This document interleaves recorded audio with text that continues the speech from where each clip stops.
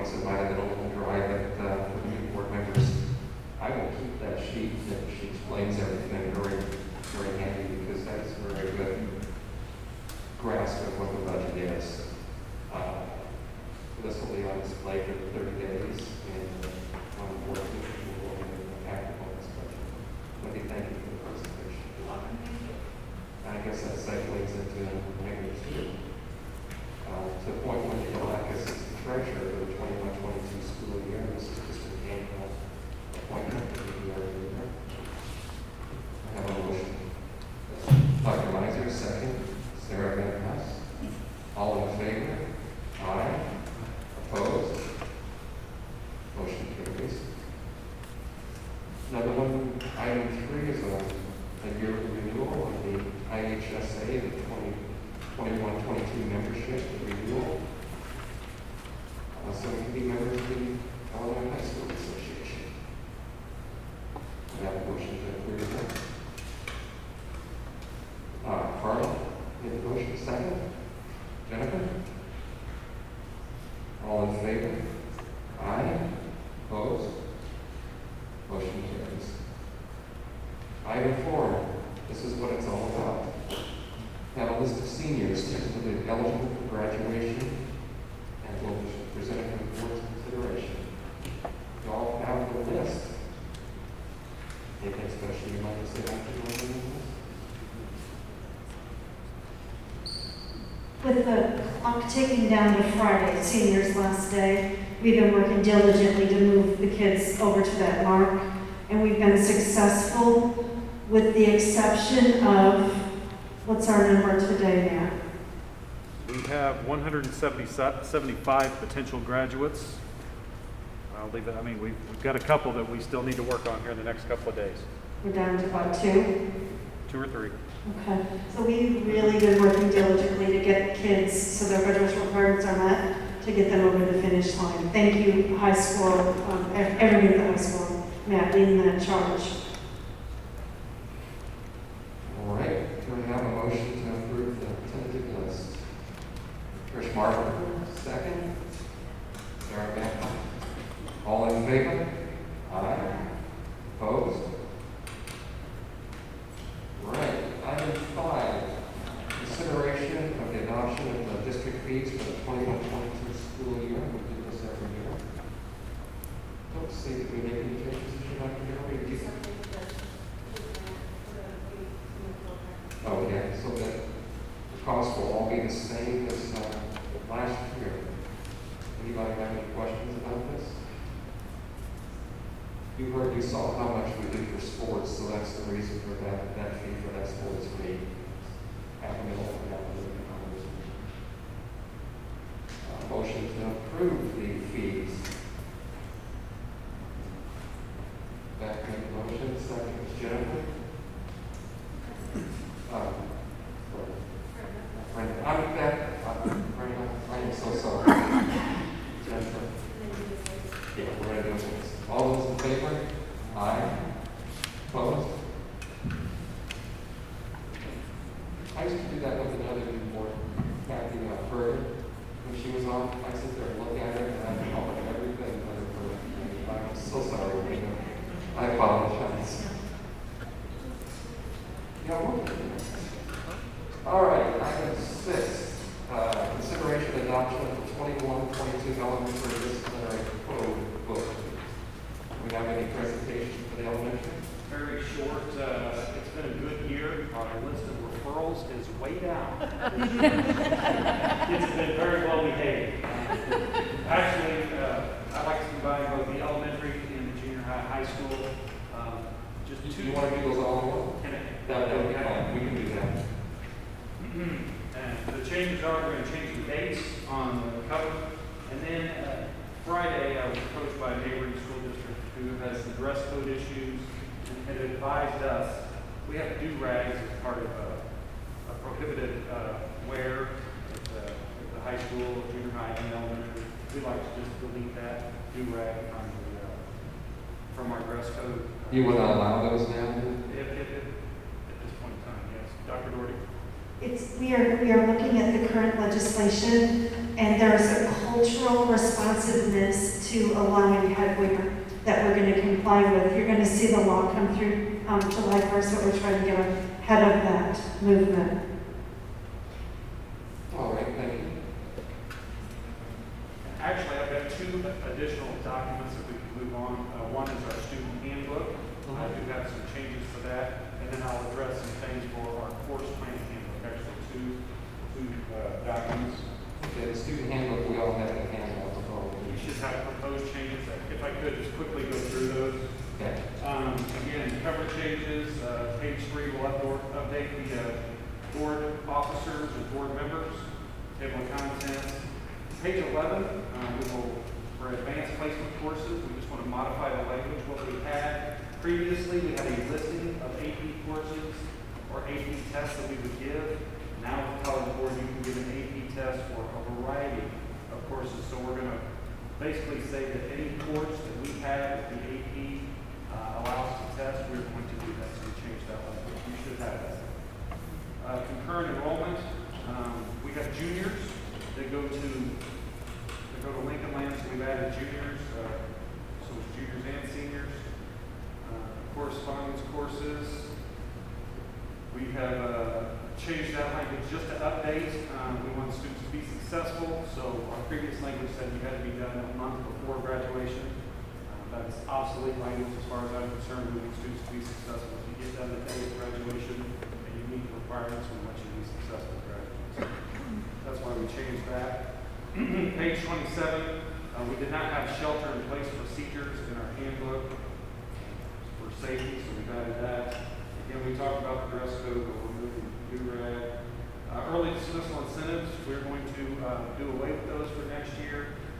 One of the things that we want to do during our advisory time is really work with our counselors to try to assist students in moving on to the next level. There's lots of things that our counselors can do in that capacity. It's been also as instructional loss to help students with other teachers, study hall type issues, that kind of thing. So we want to do that. Graduation requirements on page 35, we're going to update those to year 24 and beyond. National Honor Society, junior status for initial members, updating language. Page 47 was semester exam exemption. We added language there to clarify for students to be exempt from taking semester exams. 47, we just updated language for student pre-registration and schedule changes. We are in a year of technology. There's no reason to be printing things up for students when they will open their phone and know exactly what courses that they're getting. The big change here is the SOPA on page 48. You don't have it there because it's new. That's the Student Online Personal Protection Act. Dr. Gore, do you want to address that as far as it's another requirement that we need to have? To help you wrap your head around it, SOPA will sound a lot like HIPAA. The medical field had HIPAA to protect rights and information related to individuals. The education community is going to have SOPA to protect children's data and identities related to technology. So the district will, and across the state, we will sign agreements with software providers on what data is going to be sequestered and utilized and how it will be preserved.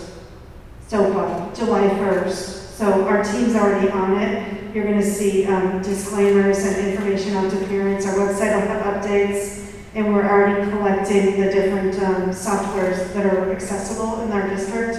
What it will do is it will limit outside. You have to vet through the system, right, all through the same funnel, so that we've got user agreements in place so that kids' data is not being hijacked technologically.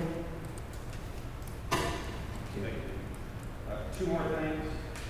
As far as the handbook goes, we updated some language on weighted grades. Obviously, that's changed a little bit. It's going from full credit courses, half credit, weighted 5 to a weighted 4 for our freshmen. So we just updated some language there. Cleans it up to be explained a little bit better. And then page 52, we're waiting on the IHSA. And I will add, we approved IHSA fees.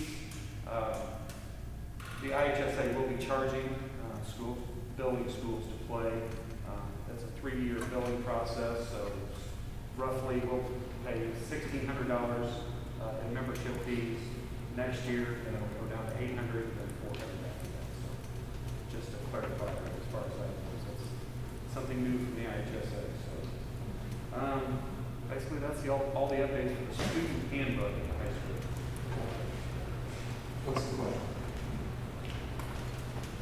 I recently have had some telephone calls on this issue. With recent events in our country, notably in Minneapolis, questions that may be forthcoming from students. Is it proper or improper for a teacher to express their own political views on the subject, or should they leave the stay neutral and leave the parent discuss these issues?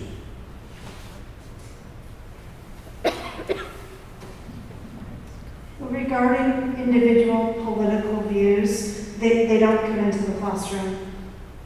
You discuss issues at a larger scale than an individual political stance. Good question, Ron.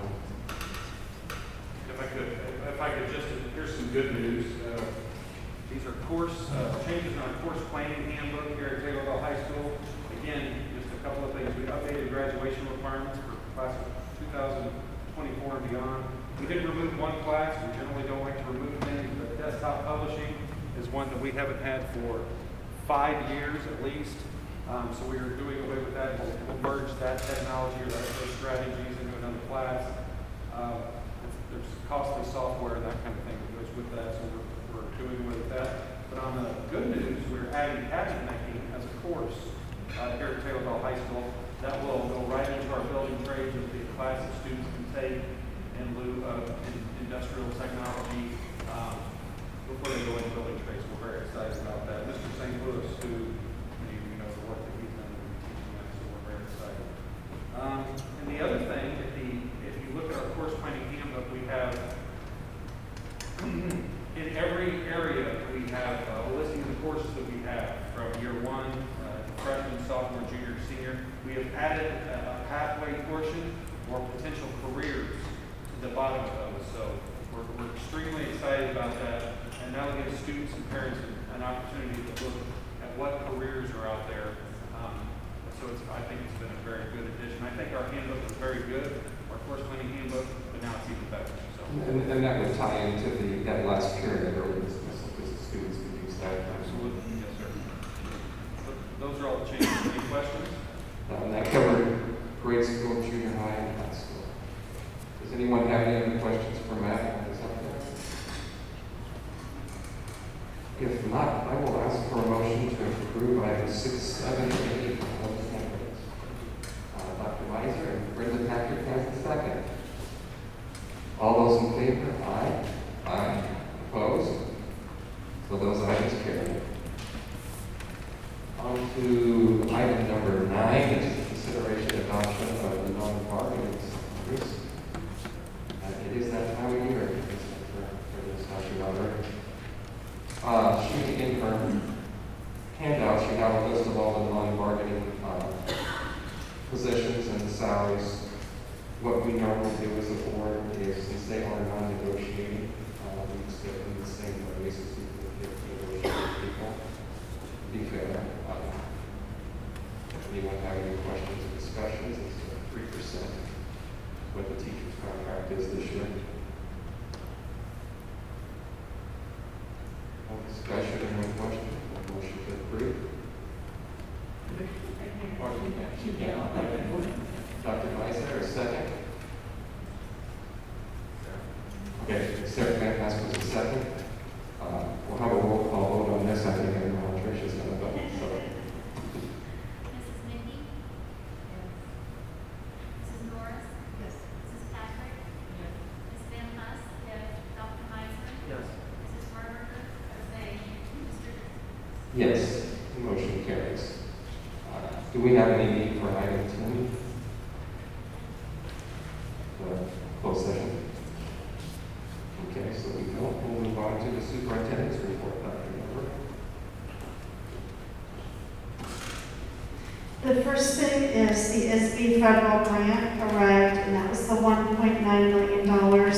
And the items on that are the HVAC system at the junior high, the interactive panels for classrooms so they can send and receive digital learning, and CAP, laptops for K through 8 instructors.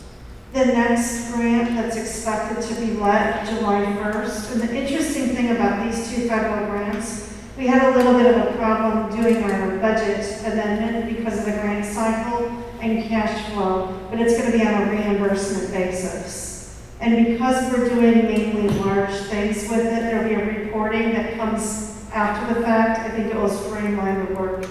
But as soon as we have expenditures, we'll go through and we will do a request for reimbursement to the state. So it looks to me like the state's going to hang on to those dollars and see if they can earn a little interest along the trail. Now, normally they give you the grant and then you spend it down, but this is not how this is going to go. And that's okay, because we've worked this way before too. But the planning thus far is for the HVAC, the other two schools, and key instructional tools, such as social emotional student needs. If we are able to offset the costs with the HVAC utilizing some of these funds, then additional dollars could be set aside perhaps for the fine arts project that we are discussing in the building committee.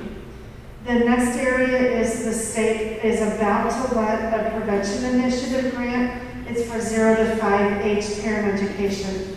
Last year, Lakin Busy from the pre-K center, our principal, she worked with us and submitted the grant. Last year that was not funded. This year the state has a tremendous amount of additional dollars that they've allocated for pre-K growth, for 0 to 5 growth.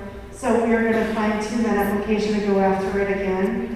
And one of the questions I already had this evening was, can it work with families that have kids that aren't 0 to 5? The answer is yes, as long as they're siblings.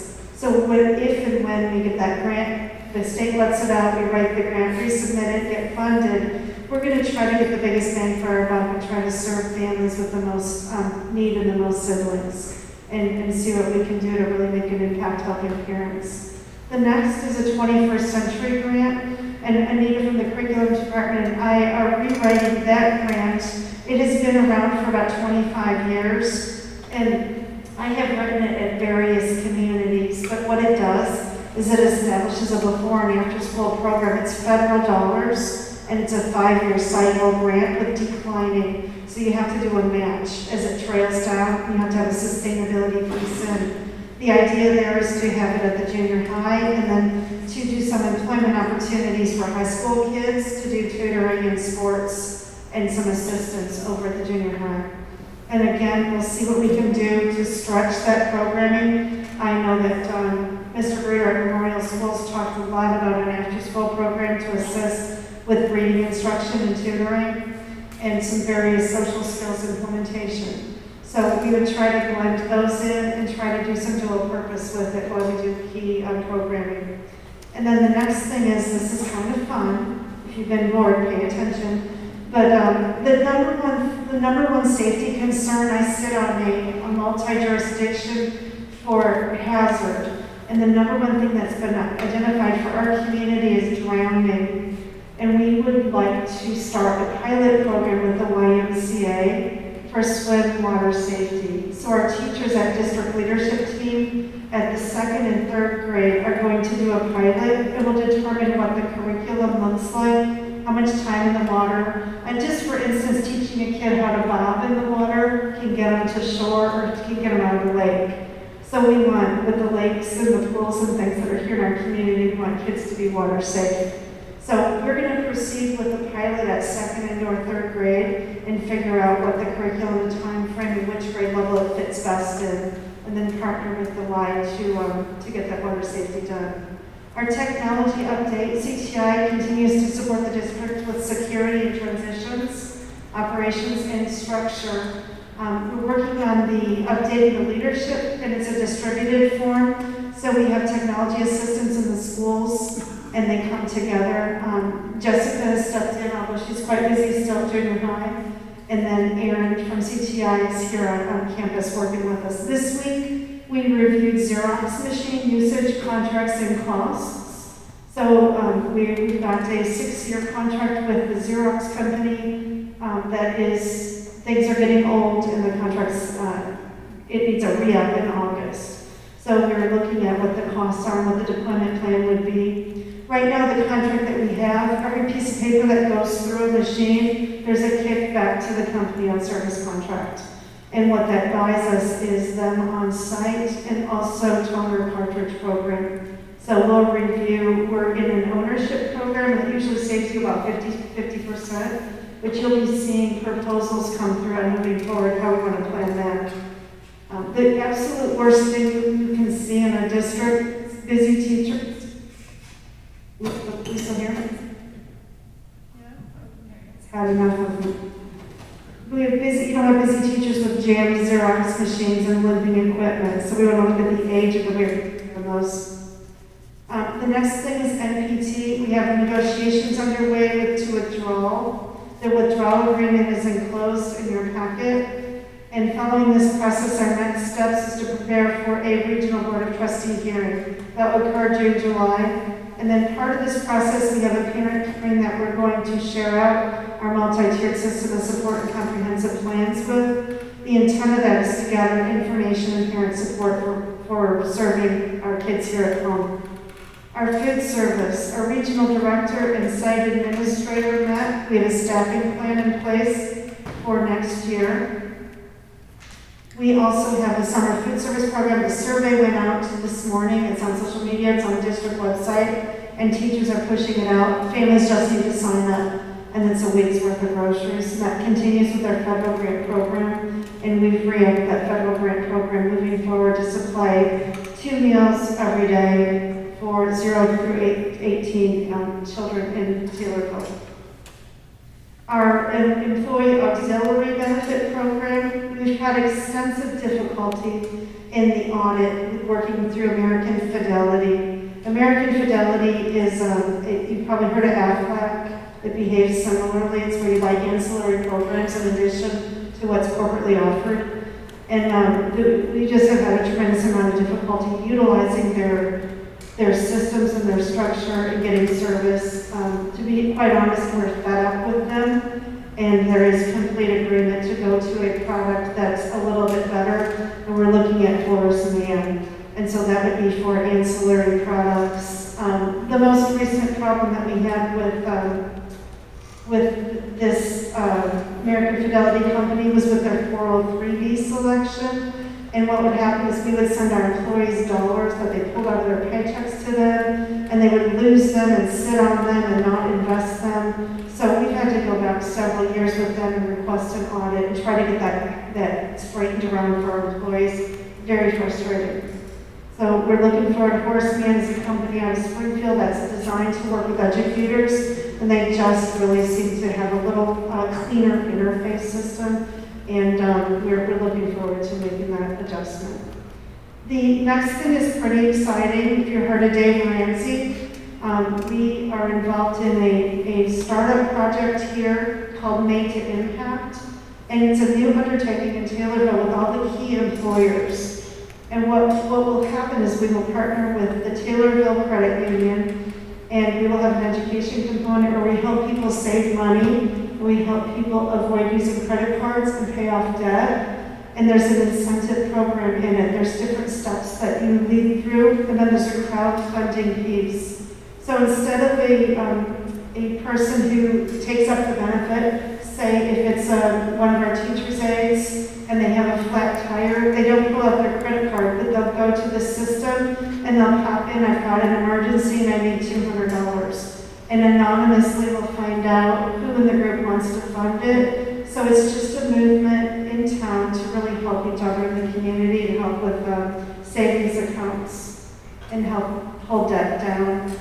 Wendy and I are both big Dave Ramsey fans. I've met him, me, Dave Ramsey, and Oprah had a moment together. And I just really know the power of living debt-free. And with looking at our bonding and what we have in the community, the census data, it shows us that 64% of our families can afford their lifestyle. And so the others are either doing without or they're accumulating a lot of debt. And anytime you have a community accumulating a lot of debt, you have a lot of stress. When you have stress on your employees and stress on your families, it trickles down to the kids. and it's not good for the community. So this is an opportunity to really make an impact. So more to come on that. Our soft kickoff is looking at about October. IHSA, we've got the sports all going on, and very soon we'll look at 60% occupancy with the governor, same with the bridge program. All right, thank you, Dr. Gerber, on that. I have a couple of items before I ask the rest of the board. First, Pat, this was mostly for you, I think. I know this is Supreme Court. You know, I've always been the champion of the First Amendment here. It's actually taken a high school student's case to the Supreme Court for freedom of speech, which is involved social media.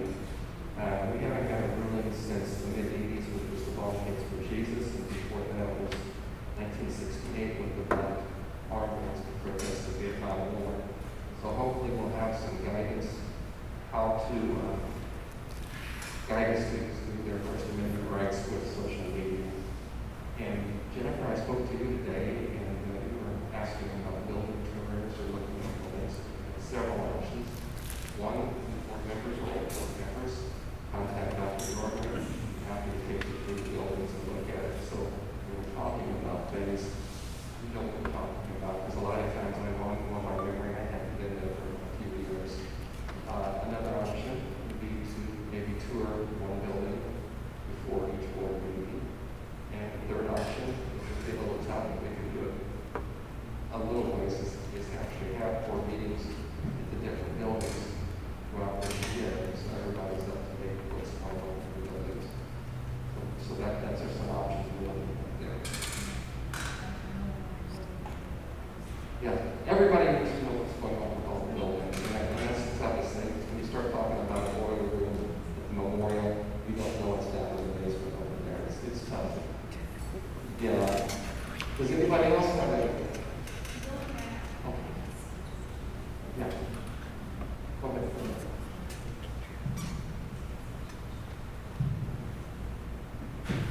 Dr. Gordy, last time I asked for some specific information related to MBT, I wanted to know legal fees associated with the withdrawal, and also I'd like some additional information about your planning to go forward.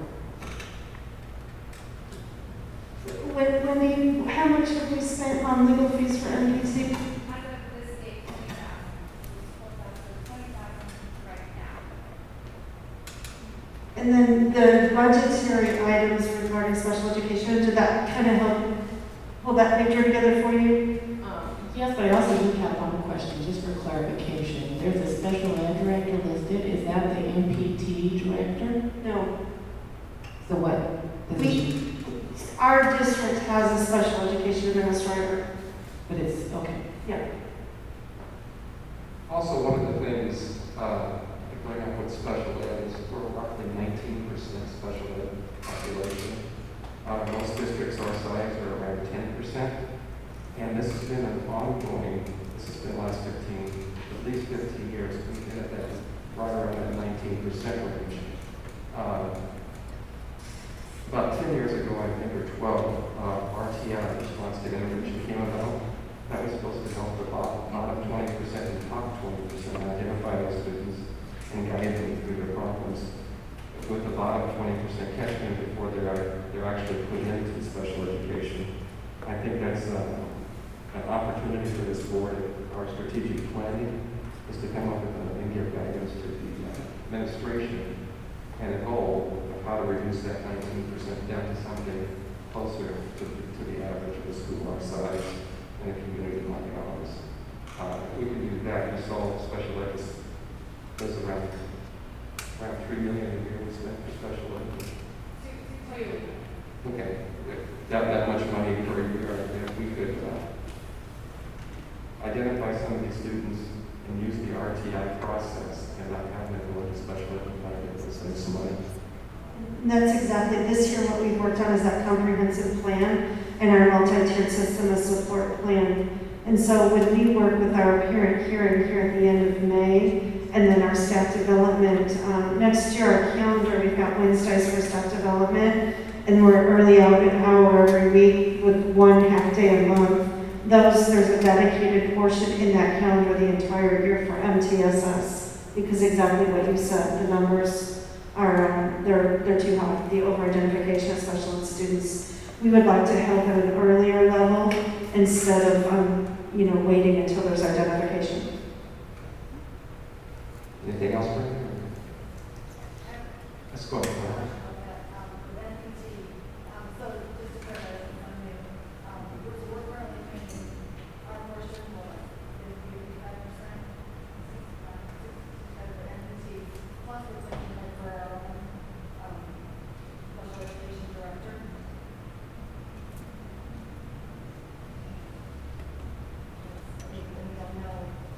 We're taking care of our students.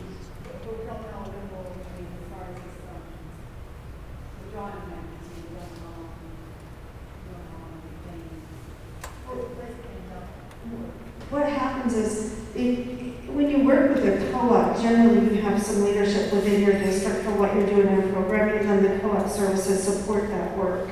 So this district hired a special education administrator to get the plan written and to get the MTSS written and to get those services, teachers served in district.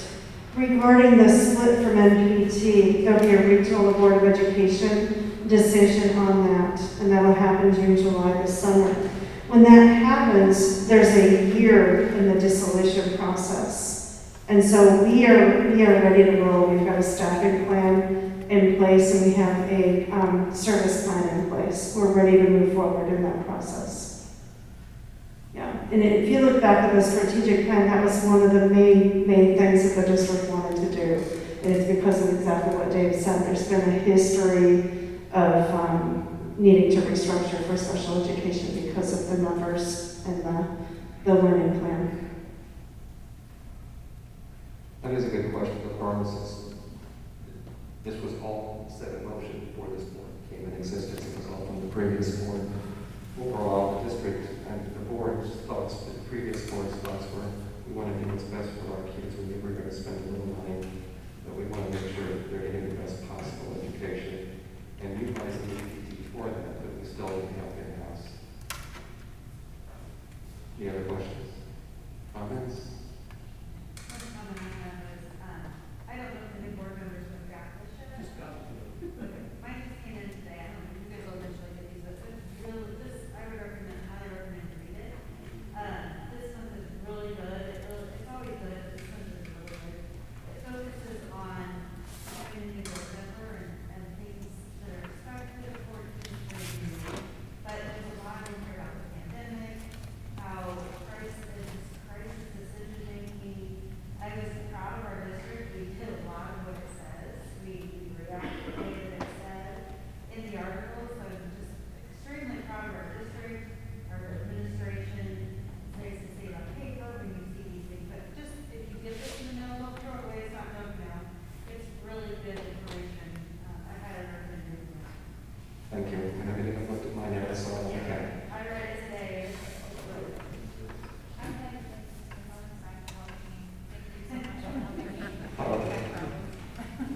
All right, now it's, one last thing, I'm sorry. We need to schedule a retreat.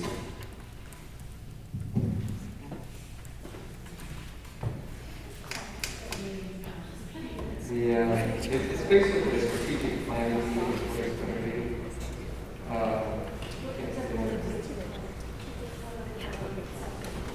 Okay, board self-pay, which is sufficient time. We have June 1st available. We couldn't do it the 9th. And we have June 14th through 17th available. That gives us 5 days or many days. Or the 23rd also. We ruled out the 9th last time. Well, the 14th is our board meeting, but the rest of that whole week is available for us besides the board meeting. What day? 17th, I'm good. Does everybody get the 17th? I see all kinds of nods, so we'll set it for 17th at 5 o'clock on the 17th. Is that time of year or is it by that? That was one of the days, but somebody's not here. Starts by, it's 5 okay, or 5:30? Okay, we'll start at 5 and we'll set it here.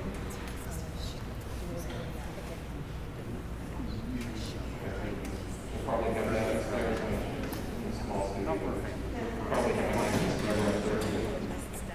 All right. Is that everything? All right. Do I have a motion to adjourn? Ms. Van Huss, second. First part, all those in favor? Aye. Opposed? I'd like to thank everyone.